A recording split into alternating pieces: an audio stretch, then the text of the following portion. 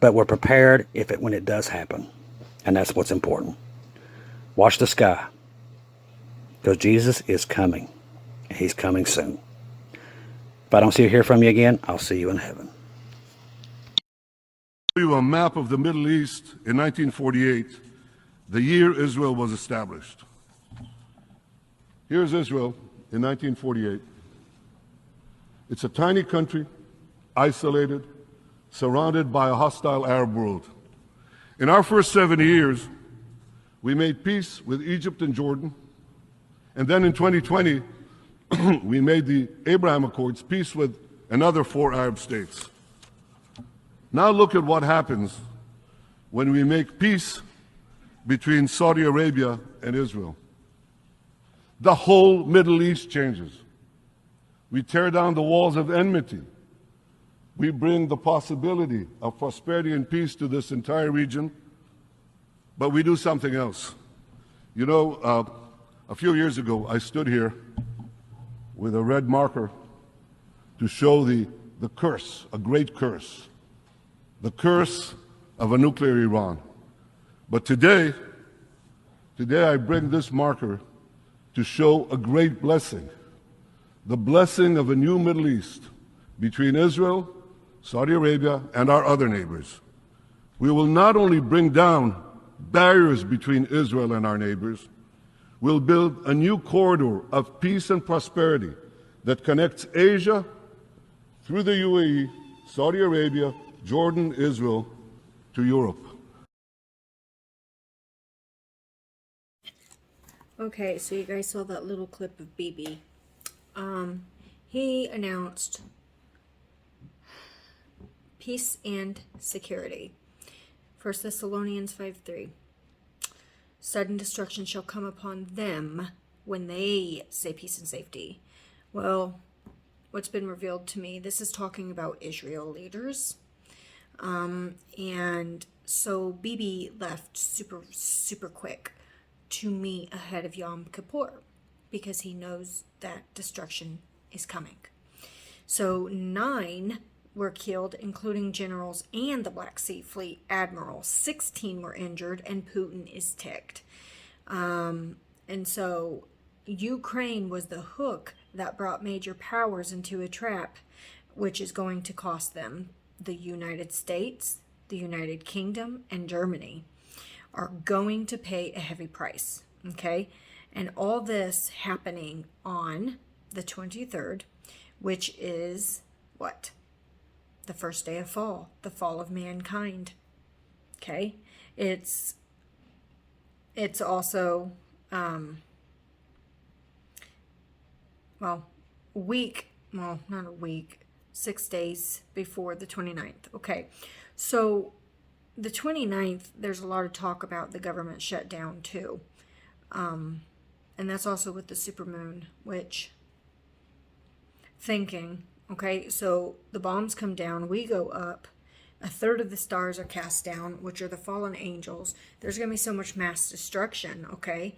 And that people's not going to know what to do. I don't know if you guys remember, I've had like 15 nuclear dreams. I was in New York in one of them, and the bombs came down, and there were tiny little smoke bombs just all over the sky.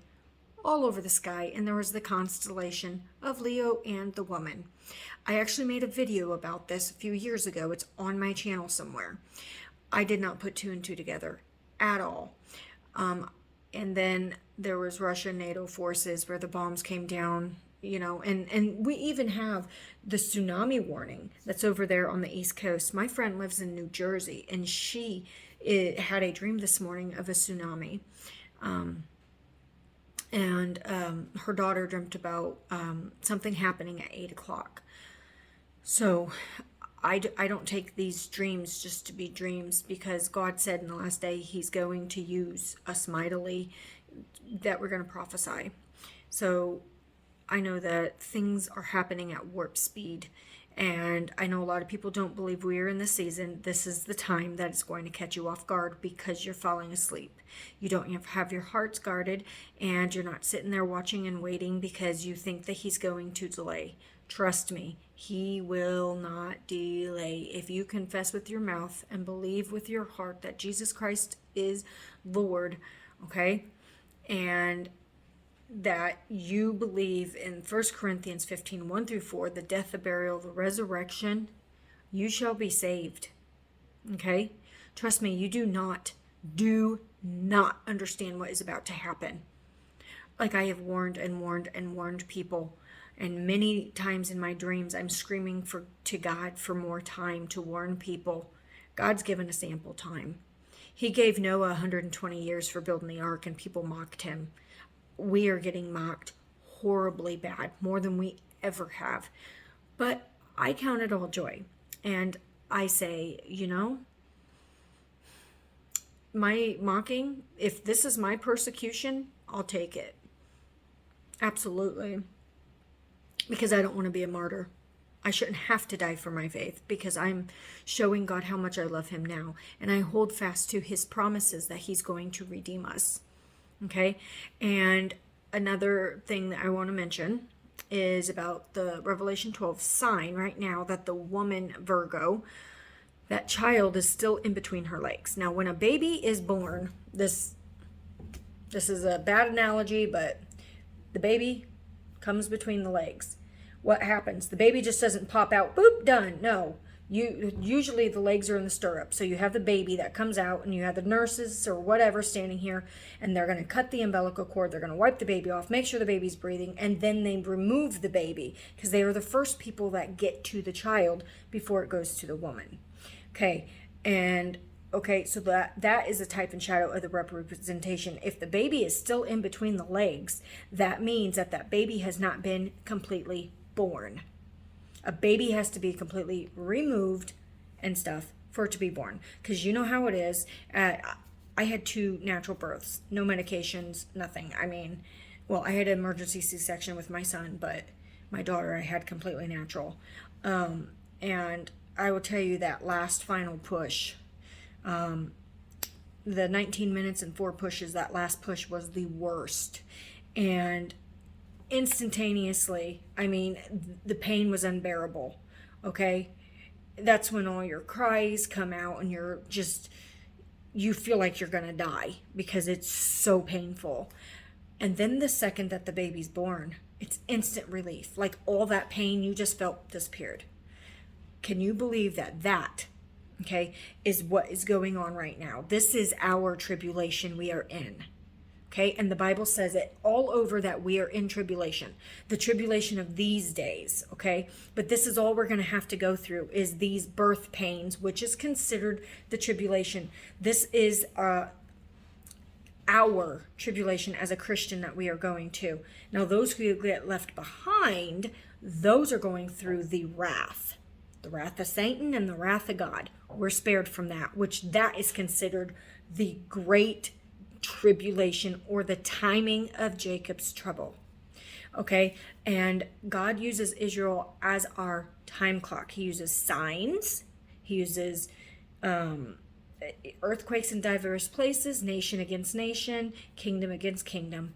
We are here, folks. Undeniably, any day we are about to go home. And I am so ready. I was about to give up. I was about to delete my channel. I was about to say, forget this. But you know what? My watchmen, brothers and sisters, won't let me give up. And I'm not going to let you give up either. When you feel discouraged and you know somebody's down, you reach out to them. Because that's what Ron does. That's what Carly does. That's what Melissa does. That's what Cheryl does. That's what Rhonda does. That's what Monique does. That's what all these amazing watchmen, they are my family. Don't let anybody fall asleep. As soon as your lamp starts to go out, hey, buddy, wake up. You need more oil. Okay, let's go. All right, keep it trimmed. That's what we need to do. That is what we need to do in these last final hours. Keep watching. Do not keep your eyes off the sky, because Jesus is still coming. See you there in the air. God bless.